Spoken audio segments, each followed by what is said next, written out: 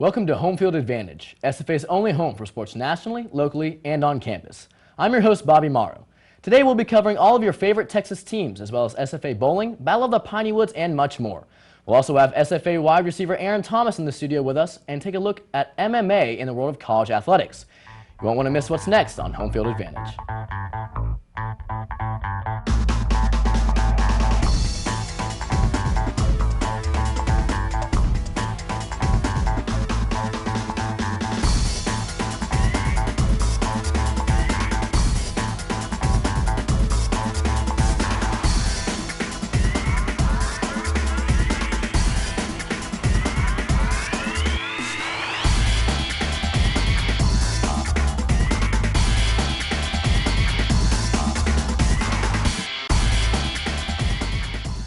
It was a nail-biter in New Orleans on Sunday night when the Cowboys came to town.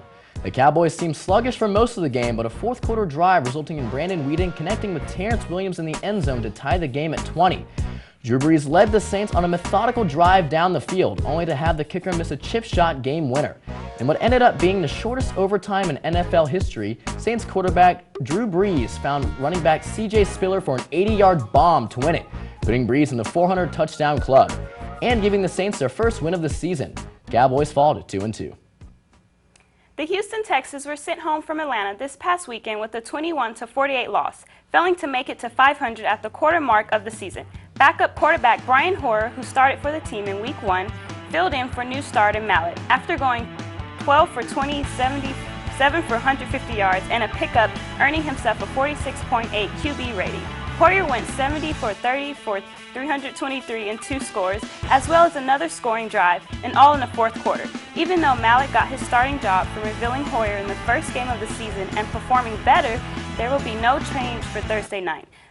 The Colts are also without their starting QB for the first time being, which should do nothing but help the Texans as they prepare to welcome Indianapolis. The Houston Astros will be traveling to the Bronx to face off the Yankees in the American League Wild Card game this Tuesday. Houston won the series against New York 4-3, splitting a 4-game series at Minute Maid and taking 2 of the 3 at Yankee Stadium later on in the year. The Astros will be sending their ace pitcher Dallas Keuchel to the mound with the idea that he will mow down a desperate Yankees lineup.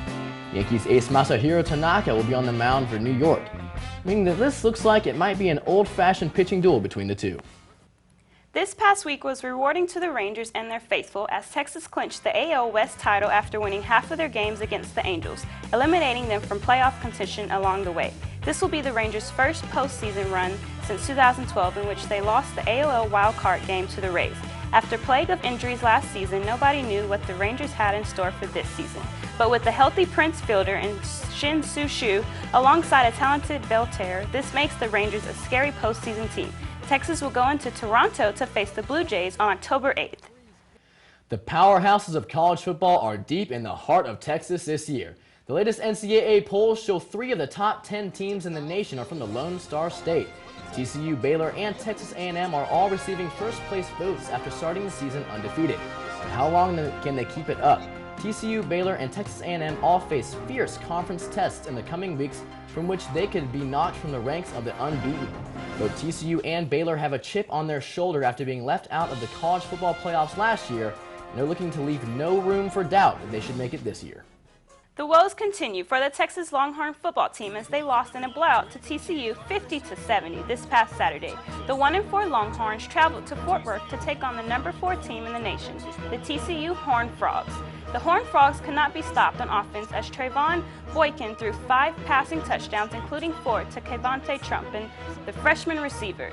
The Longhorns are struggling this year and off to their worst start since going 1 for 9 in 1957.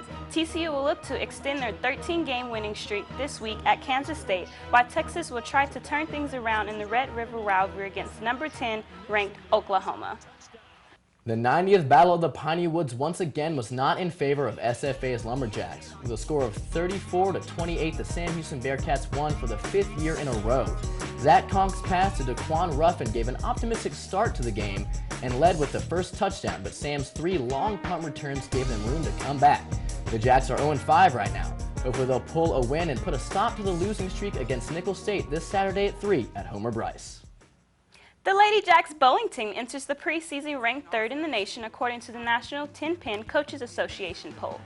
Beating schools like Sam Houston that come in sixth place, this follows their nearly perfect 2014-2015 season in which they made their first ever tournament appearance and come in second to Nebraska.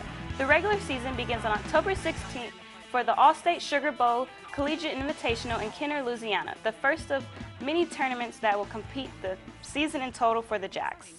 When we come back, a closer look at the world of MMA. We'll have Aaron Thomas in the studio with us, and later we'll have a panel discussion about everything sports. Stay tuned.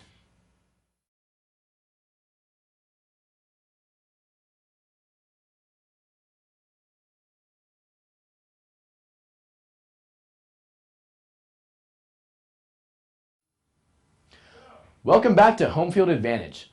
One of the most athletically tasking sports on earth, mixed martial arts, is not an official collegiate sport. Our very own Philly Galindo and Crystal Hickman talked to local MMA fighter Brian Morales about the issue. With the increasing amount of universities allowing the teaching of martial arts, several SFA students are encouraging official classes on campus. One of those students is Brian Morales. I studied Shotokan Karate, which is based in Okinawa, Japan. I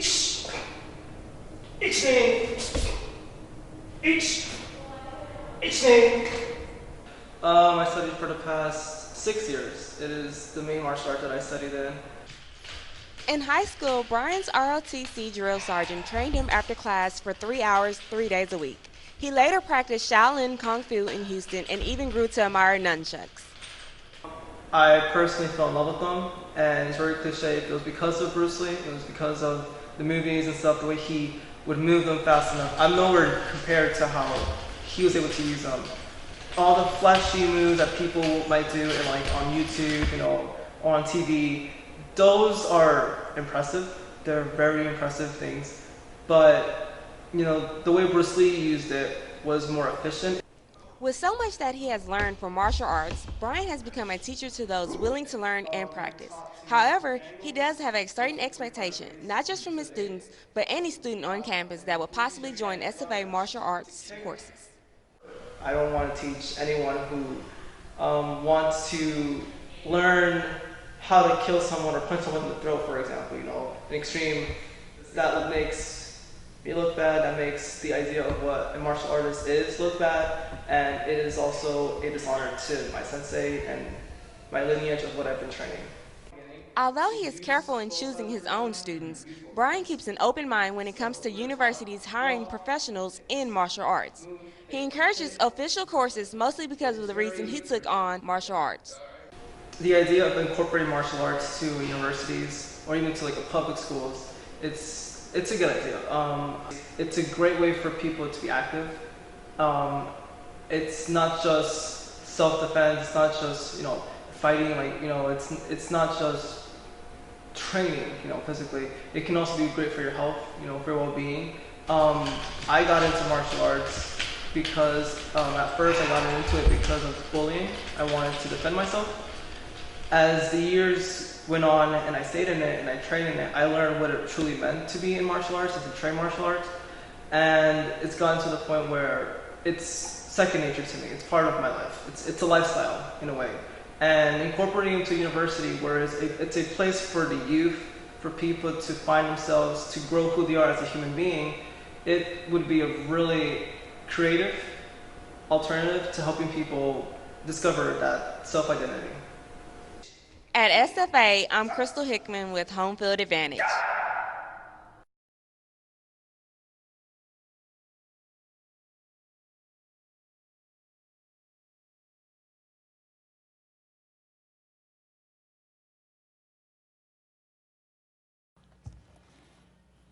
Welcome back. I'm Maddie Kaufman, and today I'm joined by CVNF Austin's very own Aaron Thomas. Thanks for joining us today. Thanks for having me. So, since we're a sports show, we're talking about football today. So, what made you join SFA football? Well, SFA was one of the only schools that gave me a chance. I didn't have any scholarship offers out of high school. Just I got talked to by a couple of small schools, but I wanted to play Division I, and SFA gave me a shot. I had a coach who used to play here and coach here, so he got me into contact with the coaches here, and they gave me an opportunity. So that's why I came here, just because they're the only ones that gave me a shot, really. So. Okay. I understand that you were a walk-on at the time. So I'm assuming you're not a walk-on now. But so what was the transition like from being a walk-on to a scholarship athlete? I mean, well, I earned my scholarship my freshman year, in the spring of my freshman year, and really, I try to approach everything like I did back then. So not much has changed. Honestly, I try to be the best I can be in everything that I do. I mean, it hadn't been a huge transition. It's just been getting to know and getting to feel the program out when I was a freshman, and then now I just try to be a leader and try to be the best I can be. So. Awesome. So this is your last year. Yeah. Right? You done? Are you ready to go? Yeah. I don't know. It's kind of bittersweet. Oh, definitely. There's been a lot of great things that have happened to me here, and I'm just really thankful for all those opportunities. It's going to be sad. It's going to be a lot different whenever football's not a part of my life, but I'm trying to make the most out of the last 6 games. So definitely. That's all Speaking of that, how do you feel about the season so far? Well, we hadn't had the best start. Everybody knows that 0-5 isn't ideal for anybody, and it's definitely not where we expected to be at this point in the season. We had high hopes for this team, and we still do. I mean, we still think we're a good team. We've only lost 5 games, and 3 of those have been by 6 points or less. And so, we have high hopes for the rest of the season, and we're just going to keep pushing. Keep figuring out the team who's going to be the playmakers, and yeah, as long as you do what you need to do to better your team. I get that. So speaking of football, I understand that this past summer you got married. Yeah. To a really big, I guess, sports fanatic. Tell us more about that. Her name is Addie Jane. Her brothers are Jackson and Jordan Shipley that were, part of the football team at UT. Tell us more about that. Yeah. Well, we grew up together. I was best friends with Jackson all growing up, and I always had like a little crush on Addie. They moved whenever we were in high school, so the only reason I ever really stayed in touch with them was because of Jackson. And then whenever we got to college, somehow me and Addie started talking a little bit more, and then it turned into something more than that. And I was a little worried about what Jackson would think at first, but he loves it. That's awesome. And so it's been really good. So y'all met whenever y'all were little? Yeah, we met when I was in 2nd grade, so I've known her for a long time. Yeah. For a really long. So y'all weren't high school sweethearts or anything? No. Yeah, we just figured it out in college. We did long distance for probably a year and a half or so, and that was tough, but that taught us a lot. And then she transferred here, then we got married in May, and it's been awesome. It's been a learning process, but it's been really great. So that's awesome. So I heard that the wedding was kind of like the weather wasn't. It was terrible.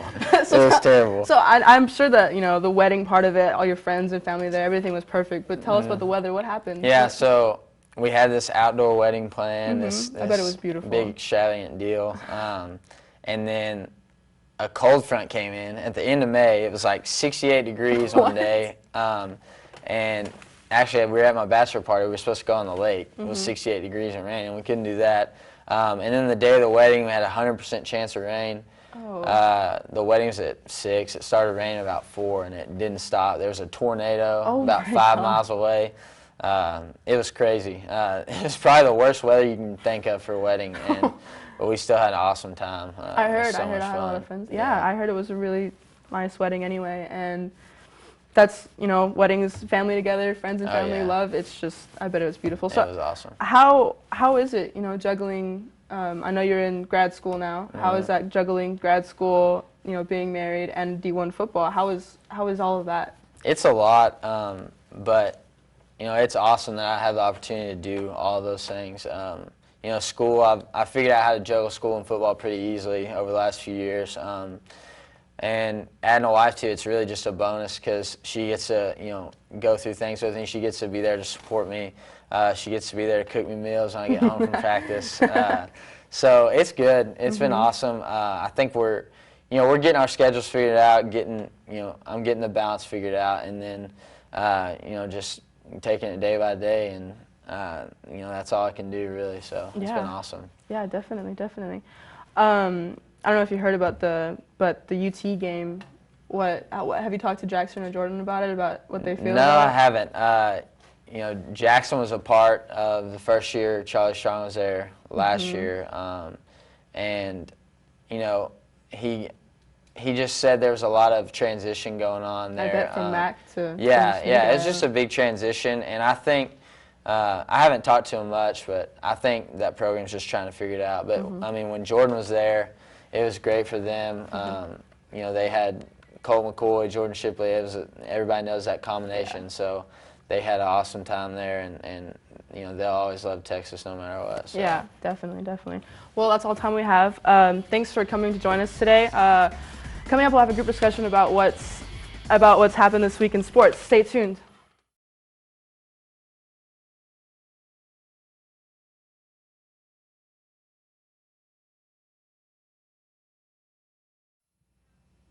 Welcome back to Home Field Advantage. I'm your host, Bobby, and joining me in the studio now, I have Corbin Craver and Crystal Hickman. And now we have my favorite portion of the show, the debate portion. Okay. I don't know if you guys are excited as I am. I mean, I get to do this every week, but I mean, you think it gets boring, but we keep it live, right? Yeah, let's keep it live today. Debates are always exciting. Oh yeah. So, playoffs, MLB playoffs are starting soon.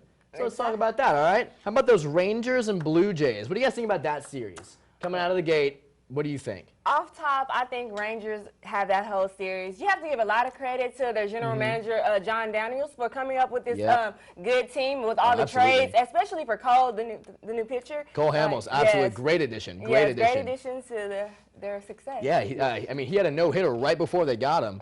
I think he was definitely the hottest pitcher in baseball when they got him. Their GM has done a great job, like you mentioned. Yeah. My thing is, though, I don't know if that one great pitcher is going to do much for him, because these Blue Jays are leading the league in team home runs. You can't stop that power. You just can't do it. They're hitting so many home runs, they're going to score the runs, and sorry, but the Rangers are going down. Well, I mean, the Rangers, they have a chance, but at the same time, like, you have to give it a lot of credit to their team. Like, they're coming together. Like, they're going to be better than what people are expecting them to be. Yeah. What are you thinking, man? What do you got over here for the Rangers or Jays? Honestly, I would go for the Rangers because I am a big Rangers fan, and other than that, I will say that. But it's a team sport, in my opinion. Yes. Anything that's ball sport is a team sport. That's why I said it's team home runs. That's why the Blue Jays are leading the team home runs. That's why they're going to beat the Rangers team. Yes, I agree with you, all right, but I will give it to the Jays. They are still in this, all right? You cannot assume anything at all, all right? So because the amount of games they won is not much difference. They won 93, Rangers won 88, so, I mean, that's like, true. it's close. It's close, but so. All right, so I mean, I'm taking the Jays. Y'all taking the Rangers. But how about that other Texas team? Oh, the Astros. My Astros in the wild card game with the Yankees. Obviously, I gotta come straight out and say it. I'm going for the Astros, but there's reasons behind it. I'll get to that in a second. What about you guys? Well, I'm going with the Astros as well. Like Dallas. Keuchel, Dallas Keuchel, yeah. You know, I get his name confused. Fear the beard. Yeah, like he's nominated for the AL Cy Young Contender Award. So yeah, he's pretty big player. Yeah, he's a fantastic player. What do you think, man? I'll go for the Astros again. Here we go. I am an Astros fan also, and the Yankees. Yes, again, I've looked at who's been gripping most of the fight over the past couple games. Even though it doesn't matter who's won most games, I think that the Astros have put more effort into it no matter what. So therefore, they're young guns. Yes. There's some young guns. You have Carlos Correa. He's going to be. I mean, I assume he's going to be the AL Rookie of the Year. He has the most home runs of any Astros rookie since Lance Berkman, who's going to be a Hall of Famer. We all know that.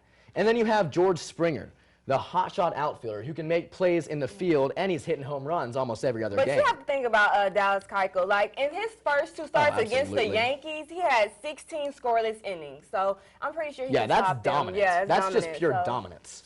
So, all right, so we're all in agreement about those Astros. Yes, then, right? we are. All right, that's good to hear. Ooh. Now on to football. Oh. How about those Cowboys? Those Cowboys. With those Saints. Cowboys, they need to get better at third downs. They were 3 for 12 in the game against the Saints, and I feel like that's what really hurt them was the third down. Yeah, well, you know, you just got to, when you don't have Dez and when you don't have Tony Romo, You know, third down's a passing down. Okay, hold on. It's a team sport, my friend. Okay, Again, that's true. It doesn't matter. Again, it was 10-7 in like when I was watching time in the beginning of the first or second quarter. Again, it was the defense, all right, that was the problem. They weren't in their right minds. They weren't ready. Well, when you're I think playing it was the against Drew offense. Brees, your defense not going to be able to do much unless you have the Seahawks defense because they're the best defense in the league. But what I'm saying is she was going back to third downs. Yeah. You don't have Tony Romo. You don't have Des Bryant. You can say what you will about them, two of the best players in the league. Third down's a passing down. That's a passing situation. You don't have your receiver or quarterback. And it's just third downs, but that's a big thing. That's like But saying get some I could go in credit. there and run and like score against them anytime. No, you Give need some a whole credit team. To Drew Brees, though, he got his 400 touchdown. He got his 400th got touchdown. So give him some That is a credit as club well. to be very proud of. Very I mean, proud of that. he's first ballot Hall of Famer, easily in my eyes. I mean, Yeah, come he on. is, you know. Now, I was at another football game this Okay. weekend, and it was our own Battle of Piney Woods.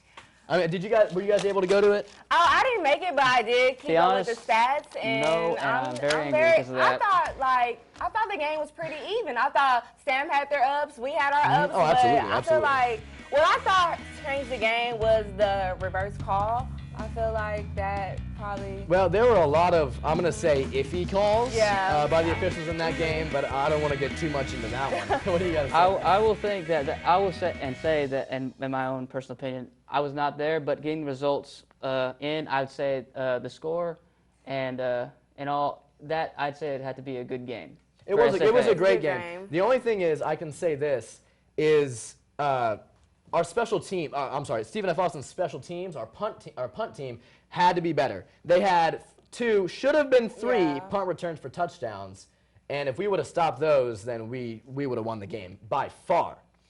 Now, back to pro football. Yeah. We have my own Houston Texans playing on those Colts on Thursday Night Football. Okay, well, for one, Texans suffering more injuries, like with Smith being out, Yeah, and Wayne also Smith, yeah. Washington and Shorts, and Yeah, we have Yeah. Nate Washington, Cecil Shorts III. That's 2 Yeah. great receivers going down.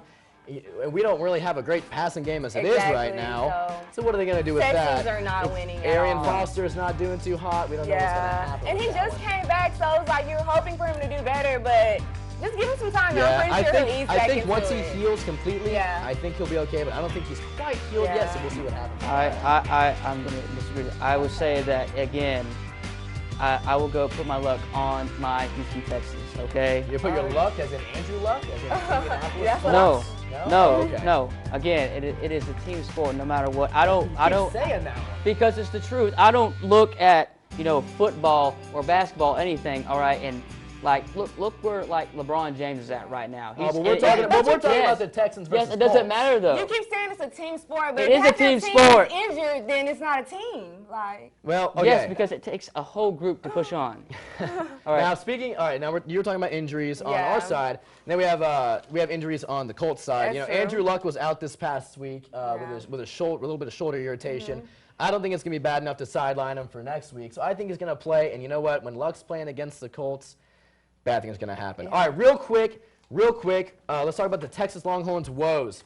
They are, what is it? 1-4. 1-4 and they're right now. 0-2 in the conference, Yeah, right? and you know what? That's almost as bad as their worst start ever, which was 1-9 in 1957. But you have to think about who they're playing. The number 2 team right now, that's true. TCU, I'm not they very played shocked, them. to be That's honest. true. Now, if they would not have scored, that in the last 5 minutes in the last game, it would have been their worst loss in 107 years, which they lost to OU.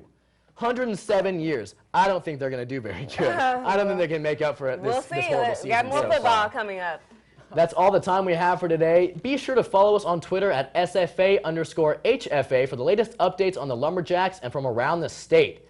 And be sure to nominate a student athlete you know for our weekly Aspire for Greatness Award, where we will highlight the winner on next week's show for excelling beyond the field, whether that be in the community, classroom, or otherwise. Just tag them with the hashtag Aspire for Greatness. We'll be back next week with all of your latest SFA, local, state, and nationwide sports news. I'm Bobby Morrow, and I'll see you next week on Home Field Advantage. Yeah. Yes. That was- Yes.